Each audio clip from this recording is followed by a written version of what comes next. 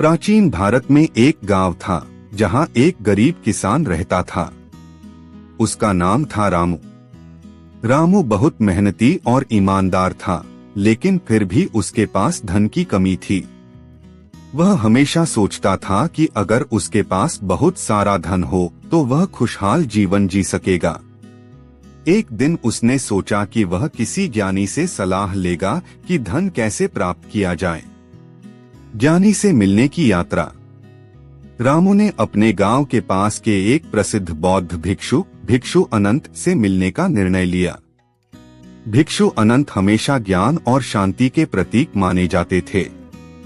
रामू ने भिक्षु अनंत के पास जाकर अपना दुख बयां किया और पूछा, मुझे धन की आवश्यकता है। कृपया मुझे बताएं कि मैं कैसे अमीर बन सकता हूँ। भिक्षु अनंत ने मुस्कुराते हुए कहा, धन की प्राप्ति केवल भौतिक वस्तुओं तक सीमित नहीं है। यदि तुम वास्तव में अमीर बनना चाहते हो तो तुम्हें धन की सच्ची परिभाषा समझनी होगी। धन की सच्ची परिभाषा। भिक्षु अनंत ने रामू को एक कहानी सुनाई। बहुत समय पहले एक व्यापारी था जो अत्यधिक अमीर था।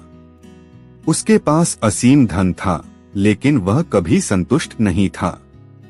उसने सुना कि एक संत महात्मा के पास एक ऐसा खजाना है जो सभी प्रकार के धन को जन्म देता है।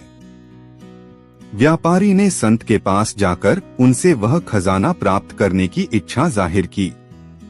संत ने व्यापारी को कहा, मैं तुम्हें वह खजाना नहीं दे सकता, लेकिन मैं तुम्हें एक मंत्र दे सकता हूँ जो तुम्हारे जीवन को बदल देगा। संत ने व्यापारी को एक मंत्र दिया, सच्चा धन वह है जो दूसरों की सहायता करने से प्राप्त होता है।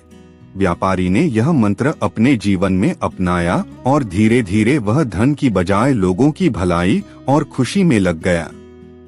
उसकी परोपकारी प्रवृत्तियों के कारण वह और भी समृद्ध और खुशहाल हो गया। रामू की शिक्षा।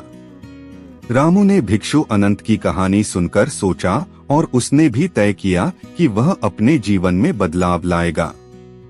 उसने निर्णय लिया कि वह अपने छोटे छोटे संसाधनों का उपयोग करके गांव के गरीबों और जरूरतमंदों की सहायता करेगा। वह खेती की उपज से कुछ हिस्सा दान करने लगा और गांव में शिक्षा और स्वास्थ्य सेवाएं प्रदान करने लगा। परिणाम। धीरे धीरे रामू ने देखा कि उसकी जिंदगी में सच्ची समृद्धि और खुशी आ गई।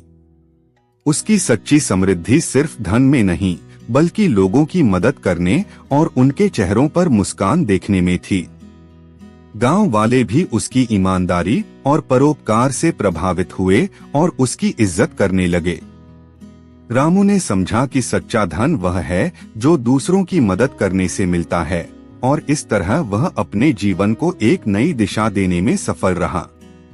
उसकी जिंदगी में जो समृद्धि आई वह किसी भी भौतिक धन से अधिक मूल्यवान थी।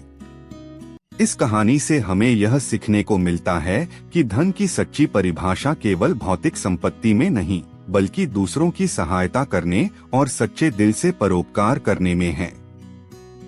यदि आप सच्चे अमीर बनना चाहते हैं तो सबसे पहले अपने दिल को समृद्ध बनाएं और दूसरों की सहायता करने में खुशी पाएं।